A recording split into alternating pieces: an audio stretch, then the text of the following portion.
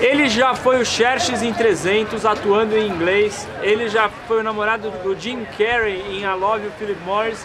Ele já atuou em espanhol, em Che, e agora é a vez dele atuar em russo, falando também em espanhol. Tô falando de ninguém mais, ninguém menos do que Rodrigo Santoro, grande ator brasileiro que está aqui no Festival de Sundance, em competição com um filme chamado Um Tradutor. O Rodrigo fez uma entrevista exclusiva conosco assim que ele chegou em Sundance.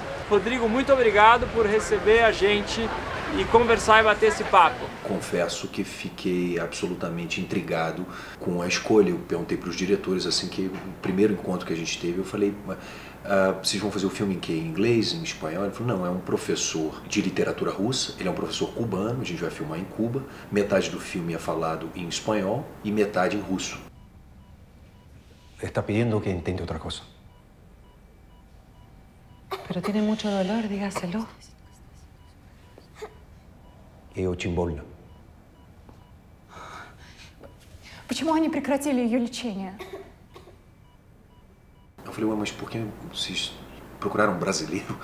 Qual é o sentido? Não entendi. O que eles diziam é que, independente de se eles não conseguiram encontrar um ator que falasse espanhol e russo, naturalmente. Então, qualquer ator que eles escalassem precisaria aprender, no mínimo, russo. No meu caso, eu tive que voltar a praticar o espanhol, que eu já tinha...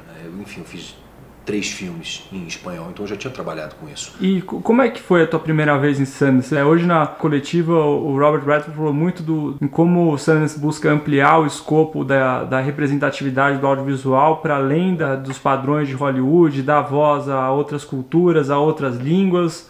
Sem dúvida alguma, é o berço do cinema independente, né? Sundance tem essa reputação, ilumina muito essas vozes, esses projetos. Essa iniciativa é do Robert Redford, que é muita gente, a maioria das pessoas conhece como ator, mas é um cara, um ativista mesmo da arte do cinema e do cinema independente especificamente. Teve algum momento assim que você define que foi, digamos, um turning point na tua carreira? Foi vir para Sundance, foi fazer o 300 com o Gianni, foi fazer o Bicho com a Laís, com a Gulani, o Carandiru com o Hector? Você citou alguns pontos, é difícil citar. É uma angústia, né? Se assim, você fala assim, vou ser ator, né? Porque é uma carreira que acumula muita frustração, né? Você sente essa tranquilidade ou essa angústia ainda vive dentro de você? Eu acho que essa angústia é permanente, ela é humana, independente da profissão que você está fazendo. E claro que o ator é, nesse sentido, um atormentado, porque... E eu acho que isso é não necessariamente uma coisa negativa, eu acho que isso é um motor que te impulsiona também. No meu caso, né, tô falando da minha experiência, eu não acho que existe essa coisa de agora eu me estabeleci, agora é só relaxar. Eu não acredito muito nisso, até porque nada é permanente, né, nessa vida. A única coisa permanente é a constante transformação. Então a gente nunca sabe. Você faz um trabalho, você não sabe se vai funcionar, não sabe se vai dar certo. Eu gosto de chamar de curiosidade. Eu sou muito curioso e eu estou sempre querendo me aprimorar em todos os sentidos. Acho importante. Senão eu não me sinto... Não parece que eu estou fazendo o que eu deveria estar fazendo. Por isso eu gosto dos desafios. Desafio nesse sentido, não é para ser cool ou não, eu gosto de personagens diferentes. É porque nesta diferença que eu consigo aprender, nessa diferença que eu começo a crescer, que eu começo a entender as diferenças, né? Porque senão você fica com um preconceito das coisas. Quando você se aproxima, e isso a gente faz quando a gente faz o laboratório, o trabalho de pesquisa, você chega perto daquele universo e tenta compreender o que aquela personagem é, teu olhar se expande, você começa a se humanizar. É um processo de humanização, que para mim é a coisa mais interessante, mais rica dessa profissão. Como é que é a curadoria que você faz para escolher os teus trabalhos? Se o filme é comercial, se o filme apela para tua alma, se... Não tem uma fórmula específica. O processo é mais ou menos, eu diria que ele é 70% instintivo. É como quando você conhece uma pessoa, conheci o Fê, troquei uma ideia, depois fui embora e falei, porra, gostei do cara gente boa. Eu não te conheço direito, mas alguma coisa aconteceu. Tô enganando bem, então. Hã? Tô enganando bem. Tá enganando bem. Não, na verdade é que é o que chamam de química. É o que aconteceu, por exemplo, com esse filme, Um Tradutor. Eu tinha planejado uma viagem para surfar. Eu estava bastante cansado e queria descansar quando eu recebi o roteiro. E aí eu procurei todos os motivos para sabotar essa ideia. Fazer um filme em espanhol falando russo? Como assim falando russo? E a história também é muito forte, né? Ela é a história das vítimas do acidente de Chernobyl que são mandadas para Cuba. São as crianças, as vítimas infantis, para serem tratadas, porque a medicina naquela época já estava bastante avançada. Quando eles chegaram lá, os médicos só falavam espanhol e os pacientes só falavam russo, eles não conseguiam se comunicar. Então precisavam de um tradutor. Eles pegaram um professor de literatura russa e designaram essa missão. E era muito forte, eu lembro de ler e quando eu terminei, aí eu falei, tô achando que essa viagem do surf vai dançar. Graças a Deus que eu fiz, estou muito feliz de ter feito com a experiência e eu também não estaria aqui hoje no Sundance, na competição com o filme. Aí eu olho e falo, pô, ainda bem que eu fiz, mas por isso, porque aconteceu eu fui tocado pela história e eu fui tocado pela personagem. Eu vi que são 2 diretores, 2 irmãos, se não me engano, né? Isso. Eu queria saber, como é que foi trabalhar? Às vezes eles concordavam em tudo, ou eles disfarçavam quando eles discordavam? São bem diferentes. O Sebastian era sempre muito mais conectado com os enquadramentos, com a música, com a escuta. E o Rodrigo, o que estava sempre mais atento na atuação, no drama da história. E eles, claro, discutiam de vez em quando, mas na maioria das vezes eles se complementavam. Como é que foi o processo de apostar nesses diretores? Assim, foi uma coisa que você viu os trabalhos deles, o seu agente falou, você leu o roteiro? Eu estava em Miami para um trabalho e esse roteiro chegou por e-mail, eu estava tranquilo à tarde, eu li e já tive uma impressão muito forte. E aí eu falei para o meu agente, no meio da tarde daquele mesmo dia, ele falou, você não sabe da maior, o diretor está em Miami também. E o Rodrigo soube disso e que mora em Toronto e voou de Toronto só para fazer esse encontro. Nós nos encontramos no lobby do hotel, tivemos uma conversa, aí pedi para eles mandarem um material e eu vi um curta que o Rodrigo fez. E o curta é lindo. É a história de um menino que tem síndrome de Down e que se descobrindo a sua sexualidade. Ele mora com o pai dele, é uma história difícil de ser contada e é um curta. Então eu fiquei com uma impressão maravilhosa. Aí o roteiro, a história ficava ressonando na minha cabeça e eu falei, acho melhor eu me entregar para essa ideia. E quantas semanas de filmagem? Fui umas 5. E a equipe era canadense ou cubana? Foi incrível, cara. Eu tive lá fazendo laboratório para o Che, mas isso foi em 2006 e eu não filmei lá, porque você não podia filmar em Cuba naquela época. Só que dessa vez eu trabalhei lá. Eu trabalhei com os cubanos. É muito forte, né? A Cuba é muito contraditório, foi muito transformador para mim. Esse contato que eu tive com essas pessoas, não só a experiência de filmar, mas a experiência de estar ali todos os dias, conhecendo mais profundamente a cultura cubana. Curiosidade de diretor agora, pelo menos do meu lado de diretor, sempre tem aquele pavor do negócio do sem dinheiro, né? Que começa a dar as horas da equipe, né? Como é que era esse momento com a equipe cubana? Difícil. Você, novos diretores, também é difícil? Difícil. Não é só no meu set, então? Não é só no seu set. Acho que todo set de qualquer filme independente passa por isso. Quando você está filmando em locação, que você está em externa, que você está contando com a luz do dia, a luz vai cair. O cachorro late. O cachorro late e se vira, entendeu? E vamos lá. E aí é justo o momento mais importante, ou o momento mais delicado da cena, e você tem um take para fazer. Isso sempre acontece, isso é um clássico. Eu me lembro quando eu fiz o meu primeiro filme, o Bicho Sete Cabeças. Que, aliás, pra mim foi um negócio assim que me marcou, eu não consigo descrever. O Bicho, sem dúvida, foi um grande divisor de águas. E eu tava falando que o Bicho tinha as latas, por isso que eu não me esqueço. Essa coisa das horas que você tava falando. A Laís tinha uma salinha, uma vez ela abriu a salinha e fez assim pra mim. Aí tinha umas latas empilhadas, as latas de negativo. Ela falou, tá vendo aquelas latinhas ali? Eu falei, sim, estão contadas. Eu falei, como assim, Laís? Estão contadas? Isso significa que para a sequência 23, que é um plano sequência bem longo, nós teremos 3 tentativas. E é plano de sequência, né? O bicho é muito feito em plano O de sequência. subtexto era, não fode, Rodrigo. Não estraga tudo, menino. Menino novo. Não estraga tudo. Vamos tentar acertar, porque a gente tem aquelas latinhas, elas são contadas. Claro que no maior amor, mas pressão total. Uma história curiosa sobre os bastidores do Bicho de Sete Cabeças é que quando eu convidei o Rodrigo Santoro para ser o protagonista do filme, já estava no projeto o Alton Bastos, um grande ator de cinema novo. E marquei um encontro dos dois para a gente falar das personagens, do roteiro do filme e tal. Marquei num restaurante no Rio. Quando eu cheguei no restaurante, os dois já estavam lá. Eu olhei os dois ali sentados em silêncio, cada um olhando para um lado. Eu falei, ai meu Deus, não rolou, não tem química.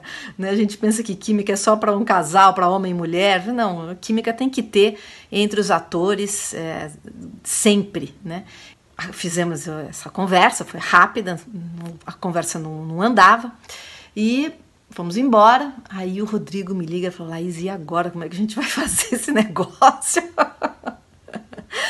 E aí ele mesmo também trouxe uma proposta que foi o que a gente adotou, que é pegar essa dificuldade dos dois de conversar, de se relacionar e jogar nas personagens, porque o filme fala sobre a dificuldade da relação entre pai e filho, justamente a falta de diálogo entre pai e filhos é o grande tema do filme, além da questão manicomial, mas as duas coisas estão interligadas. E a filmagem, fizemos isso, a filmagem foi difícil, não teve química, foi muito complexo, mas o resultado vinha, assim, o que estava na tela, o que registrava, né, assim, na película era sensacional, mas foi sem química.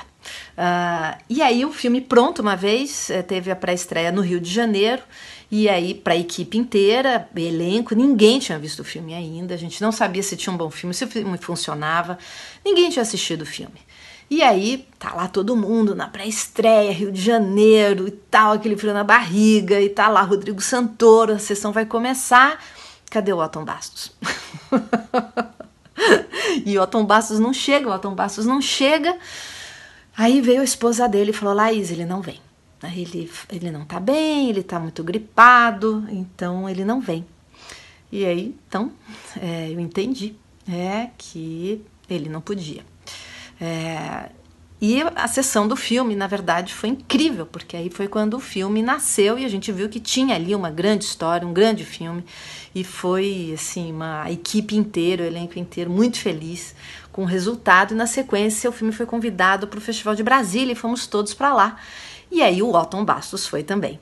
E aí finalmente a família cinematográfica toda estava reunida e a gente feliz para poder comemorar. E estamos lá naquela sala lotada do Festival de Brasília, gente no chão, aí me chamam para convidar para apresentar a equipe, elenco, eu subo, começo a chamar todo mundo, Cássia Kiss, Gero Camilo, Marco Cesana, e chamo Alton Bastos e chamo Rodrigo Santoro. Quando eu falei o nome do Rodrigo, começou uma vaia. E essa vaia foi ampliando e perdeu o controle. O cinema inteiro começou a vaiar, mas de um jeito assim assustador. O Rodrigo subiu no palco. Foi muito classudo, ele não falou nada, ficou em silêncio. A gente ficou ali, todo mundo parado. Descemos do palco em silêncio. E o filme começou com as vaias, né? E aí o filme foi indo. E a gente muito solidário ao Rodrigo, todo o elenco, toda a equipe, porque era com ele o negócio, um ator da Globo, um ator bonito, aquela plateia não entendia, não reconhecia que ali poderia ter um grande ator, né? E aí quando o filme termina, começa um aplauso na mesma força das vaias. E aí foi lindo, porque daí a gente vivenciou com o Rodrigo um ritual de passagem da vida dele, que foi o grande momento em que ele foi reconhecido com esses aplausos, da vaia aos aplausos, né, numa única sessão, e aí veio esse Rodrigo que conquistou o mundo inteiro.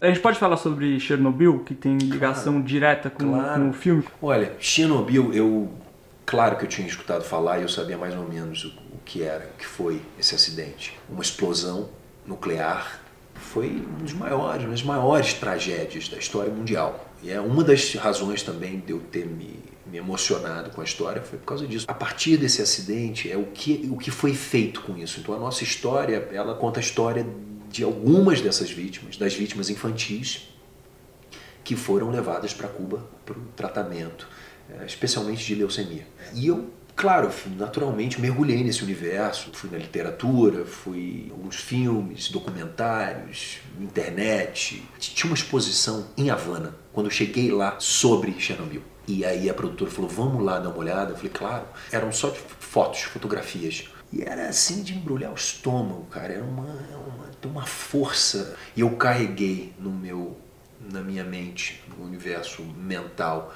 aquelas imagens durante toda a experiência, toda a filmagem. Eu fiz um trabalho com o Dr. Drauzio recentemente, e ele me confidenciou que sente que, de maneira geral, nós do cinema e tal, não prestamos as devidas homenagens ao Hector quando ele faleceu. Você sente isso de alguma forma? Como foi a tua relação de trabalho com o Hector? Ele, durante muito tempo, me ajudou quando eu estava começando a carreira como mentor, e as ajudas dele eram com beijos e pontapés. Eu imagino também que você, como ator, deva ter sido, no mínimo, desafiador trabalhar com ele. Ele sempre teve essa reputação, mas sabe que a minha experiência com o Hector foi muito bonita. Grande lei. Bonito, tá delicado o lábio, tá muito bonitinho, Rodrigo, tá lindo, gente, uma beleza. Grande trabalho. E aqui temos o nosso Dadá, lindinho. Eu me atrevo a dizer que talvez tenha sido porque eu estava fazendo uma mulher, uma travesti. Então tinha muita sensibilidade envolvida. E ele sempre chegava perto de mim falando baixinho e ele tinha muito carinho. Silêncio, por favor. Ação. Então a minha experiência foi maravilhosa trabalhando com ele. Eu até, logo que ele faleceu, eu dei uma pequena entrevista que me foi feita essa pergunta e eu lembro que as imagens que eu tinha dele eram muito doce. Quando ele anunciou que ia fazer o Carandiru, que é do livro do Drauzio, eu acho que todos os atores do país queriam fazer esse filme. Até porque a gente está falando da retomada do cinema brasileiro ali, né? Tinha Carlota Joaquina, o Central do Brasil, Carandiru, vamos fazer o filme do Carandiru, Hector Babenco vai dirigir. Todos os atores, só se falava disso. E eu lembro que eu era um deles. E eu lembro que houveram alguns encontros, e aí houve um encontro no Rio de Janeiro. O Hector está vindo para o Rio, vai encontrar com alguns atores. Vários atores da TV Globo, atores de teatro.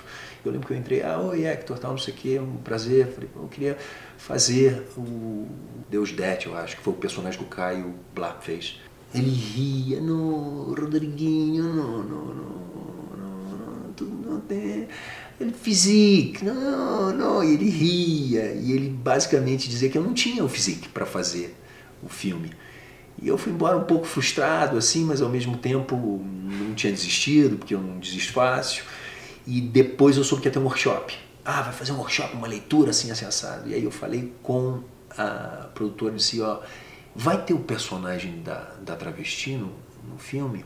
Rodrigo, ainda não sei, tal, não sei o que, mas se tiver... E aí teve uma leitura e aí me ligaram. Falaram, vai ter, e aí vamos fazer uma leitura. O Hector gostaria que você viesse fazer a leitura. E não falaram qual era o personagem. Nossa, uma loucura. Todo mundo excitadíssimo para a leitura, né? Chegamos lá e ele falou, olha, eu queria que você lesse A Travesti. E aí eu li. Enfim, é uma história longa, mas aí houve um workshop que foi ministrado pelo Sérgio Pena. E aí cada sala era um personagem. Esse aqui é para Lady Di, esse aqui é para o Deus Det, esse aqui é para... E aí eu lembro que na sala da Lady Di, que era o personagem que eu fazia, tinha atores da IAD, tinha atores de teatro, e tinham travestis de verdade. Ele não sabia para que lado, e tinham mulheres, atrizes. Era uma mistura, ele não tinha ideia para que lado ele ia. Isso acho que me ajudou, porque eu fiquei ali no meu cantinho, eu encontrava um canto na sala, ficava ali com as minhas coisinhas, inventando o mundinho ali da Lady Di, e fui construindo isso aos poucos. Até que o Gero Camilo, que tinha sido escolhido, e chegou e falou, hoje o Hector vai vir aqui para ver. É quando o diretor entra na sala, né, Fê? Entra na sala e fica no canto assim, observando o trabalho. para ver o que a gente tem para oferecer. E aí é a hora de virar do avesso. Eu já me olho, eu já penso do outro lado, assim, puta, eu vou entrar na sala, vai estar todo mundo olhando. Não. Será que eu vou escolher? Será que eu vou escolher? Eu vou frustrar todo mundo porque só vou dar para escolher um. A verdade é que nós todos estamos, eu acho, né, tentando colaborar uns com os outros. Eu acho que no fundo todos temos, o diretor tem as inseguranças dele, mas o Gero falou isso, e aí a gente fez ali uma encenação, enfim, um improviso, e o Hector comprou. Então, assim, a minha experiência com ele foi muito bonita. Uma cena não é somente o que a gente está dizendo na cena. Quando a gente vai encarnar um personagem, a gente tem que estar imbuído de todo um universo, tem que estar alimentado de um monte de coisa. E eu acho que esse tipo de vivência é o que alimenta a gente. É o que faz com que a gente, na hora que a gente vai fazer a cena, na hora que a gente vai interpretar, que a gente vai encarnar a personagem, a gente tem todo um material, toda uma vivência, toda uma memória de coisas que nós vivemos aqui dentro. Eu acho que isso vai ajudar bastante e estou muito agradecido de poder ter vivido isso. Antes de mais nada, o título em português é o tradutor, não? Eu acho... Bom, os diretores disseram... Eles são cubanos, então eles falaram... O título vai permanecer em espanhol. Aqui, no Sundance, ele não chama a translator, ele chama um tradutor.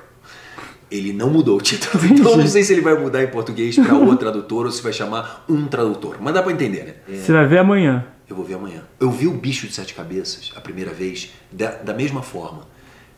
Na pré-estreia, com o público. Sem ter ideia do que eu ia ver, do que eu ia encontrar. E ao mesmo tempo, você tá ali exposto, né? Com a reação da plateia e aí acaba o filme. Exatamente. É isso aí mesmo. Mas ao mesmo tempo eu não tive outra alternativa e olho para isso de uma forma muito positiva, porque o filme é feito para as pessoas, né? No fundo não é pro ator. O ator entrega. É que o público de festival, né? Uma vez o Walter Salles falou pra mim, né? São profissionais da profissão, né? E é um público muito, especialmente o público daqui de Sundance, é um público muito interessante. É um público que reage, que fica no Q&A depois, né? Nas perguntas e respostas ali. Então eles se envolvem mesmo com a história. Tem muita gente que vem, público que vem para assistir, que não é daqui. A gente vem para ver os filmes e para participar dos Q&As depois, e para conversar. E é muito bacana isso, porque você vê pessoas apaixonadas por cinema e sedentas, e querendo ver, e querendo trocar. Então, enfim, eu estou muito feliz do filme ter sido selecionado aqui, e mais feliz ainda de ter acreditado no instinto, no risco, né? Porque eu sabia que também era um risco, é um filme independente, e também é um filme que eu tô me expondo de uma forma muito... Por quê? De uma forma que eu nunca fiz, porque eu tô falando 2 idiomas que o espanhol eu já tinha praticado bastante, mas russo, independente de eu estar falando russo ou espanhol com acento cubano, me concentrava no mais importante, que é quais são os conflitos desse homem, quem é esse homem, o que ele está vivendo, o que ele está passando, como é que eu expresso isso, como é que eu tento ajudar a contar essa história.